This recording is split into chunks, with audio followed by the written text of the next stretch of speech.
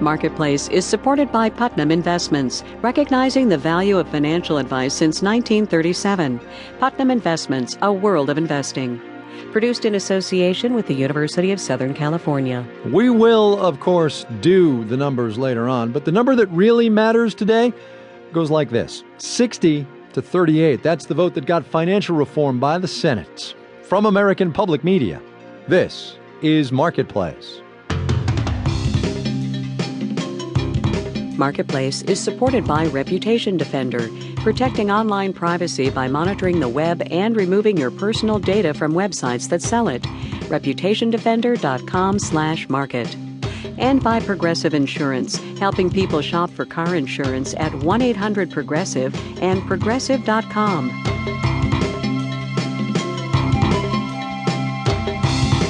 From the Frank Stanton Studios in Los Angeles, I'm Kai Ryssdal. Good to have you here with us on this Thursday. It is the 15th of July, everybody.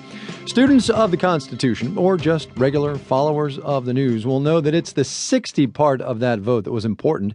It's the one that got the Senate past the threat of a filibuster. The House having already agreed, the bill is now on its way to the White House. But for all the wailing and gnashing of teeth over what went into it, a lot of the details and a lot of the tough decisions are yet to come. Marketplace's Nancy Marshall-Genzer reports. The epic fight to overhaul the financial system took more than a year, and it's not over. Congress is making federal regulators do the heavy lifting. Michael Greenberger is a former financial regulator who now teaches law at the University of Maryland. He says it's one thing to do battle in Congress. It's another thing to then turn to the battle in the subterranean processes of administrative agencies where you're dealing with rulemaking, studies, reports. In fact, the financial overhaul calls for 243 separate rulemakings alone. According to the law firm Davis Polk, Congress left some of the toughest decisions to federal agencies. Consider the new Consumer Financial Protection Bureau. The legislation gives the new bureau the power to make rules and sue to enforce them, but it's not clear when that power can be used. Reed Kramer is a policy analyst at the New America Foundation. So the bill creates these new tools, but we need to know that we're beginning a major construction project here, and it's going to have to be they're going to have to be used effectively. And then there's the Financial Stability Oversight Council. Congress gave it the power to decide when a tottering financial institution is too big to fail. But the financial reform bill doesn't spell out when a too-big-to-fail bank should be shut down. Why give so much power to regulators? Ed Mierzwinski of the U.S. Public Interest Research Group says it's simple. Is that regulators have expertise that Congress does not. The Congress is just not good at little details. But Mierzwinski says Congress will have to keep a tight rein on the regulators to be sure they're implementing the legislation as lawmakers intended. In Washington, I'm Nancy Marshall-Genzer for Marketplace. There are those who would say the big banks have ended up with the reform bill that they wanted. They've been able to get bigger, for one thing, and more profitable, as J.P. Morgan showed today.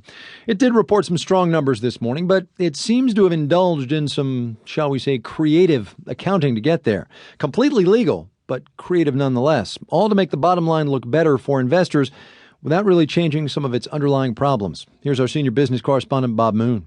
J.P. Morgan Chase announced a big $4.8 billion profit this morning, and some news reports obligingly declared the company blew away expectations. Then analysts started reading between the lines, and at Rockdale Securities, Dick Beauvais saw the performance as stunning all right, stunningly disappointing for the country's second biggest bank. It saw a decline in its deposits. It saw a decline in its loans. It saw a decline in the fees that it created. It saw a decline in its margins, and it saw a decline in its revenues. It was a terrible quarter. So how could that yield more than $4 billion in profit? Beauvais says Chase pumped up its bottom line with an accounting strategy just about all banks turn to in tough times. They reduced their reserves, and they took money out of the reserves and put it into profit. Most, if you will, hardcore analysts who look at a company won't accept that as being a valid way to increase earnings. Beauvais did not use the phrase smoke and mirrors to describe this approach, but the Securities and Exchange Commission has come close since the economy collapsed.